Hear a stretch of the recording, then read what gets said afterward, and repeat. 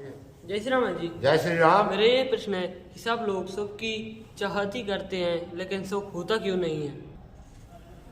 आइए, आपका बहुत बहुत स्वागत है। तो आपकी जिज्ञासा हो रही है, सभी लोग सुख की इच्छा में रहते हैं लेकिन उनके लिए सुख की प्राप्ति होती क्यों नहीं है, ये तो आपका प्रश्न है। तो देखिए, वो समझते नहीं है कि सुख किस आदमी को प्राप्त होता है और कैसे होता है, सुख की अनुभूति कैसे हो सकती है, इसको भी जानते नहीं है।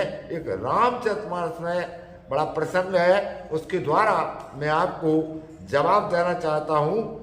बताया गया है कि सेवक सुख चाहे मान भिखारी।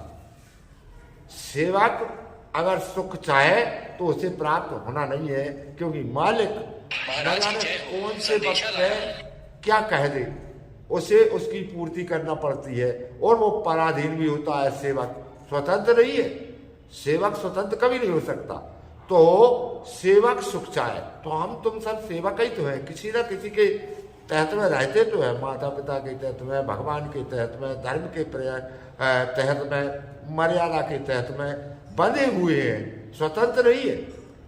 भय से या मर्यादा से या धर्म से या माता पिता से या साम दाम दंड भेद चार ऊपर सवार रहते हैं, हर व्यक्ति के ऊपर रहते हैं। तो वो सुख की अनुभूति ऐसे कैसे कर लेगा? सेवक को सुख मिलता नहीं है। सेवक सुख चाहे मान भिखारी। अब भिक्षा मांगने गया है, जय हो कह रहा है, तो उसके लिए कोई सम्मान देने वाला नहीं है, उसे सम्मान नहीं मिल सकता।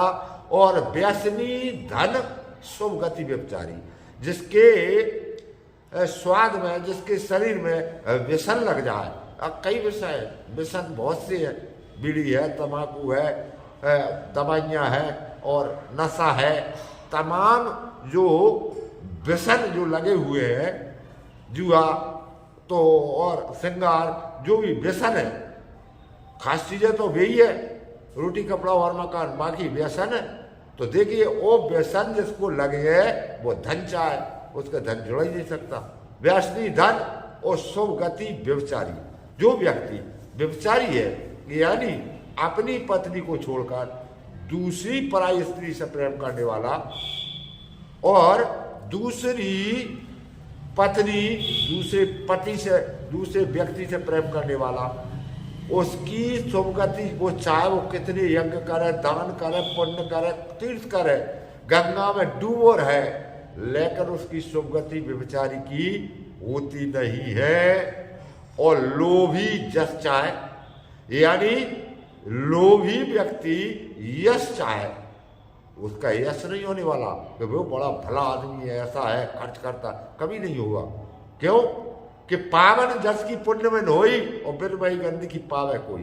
पवित्र यश, वैसे कोई यश तो बहुत हो जाता है, झंडा लेके तो दुनिया वो चूनर चढ़ावे चले जाता है, लेकिन झंडा लेके नहीं। पवित्र यश जब होता है जब आप लोभ रहित होंगे, लोभी यश चाहे है। तो देखिए, लोभी यश चाहे चार गुमानी, तो ये चार ऐसी बातें हैं, गुमानी घमंडी आदमी, तो इनके लिए ये प्राप्ति नहीं होती है। तो नव दो दूध चाहते प्राणी, ये प्राणी आकाश में से दूध निकालना चाह रहे हैं तो कभी निकलने वाला नहीं है।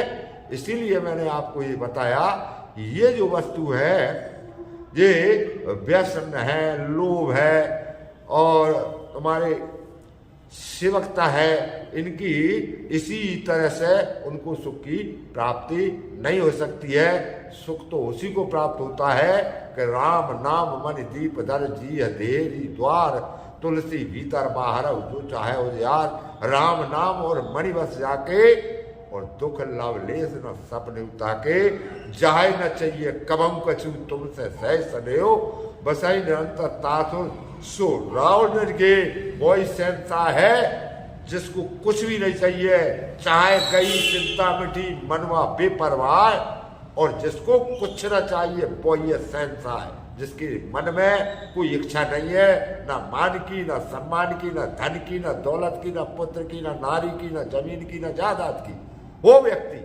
सुखी हो सकता है। सुख के यही मार्ग है कि जिसके लिए कुछ नहीं चाहिए, भगवान से जिसका प्रेम है, वो व्यक्ति सुखी रह सकता है। अन्यथा जैसे चाहिए वो कभी सुखी होने वाला नहीं है, नहीं है, नहीं है। प्रश्न करने के लिए बहुत बहुत धन्यवाद।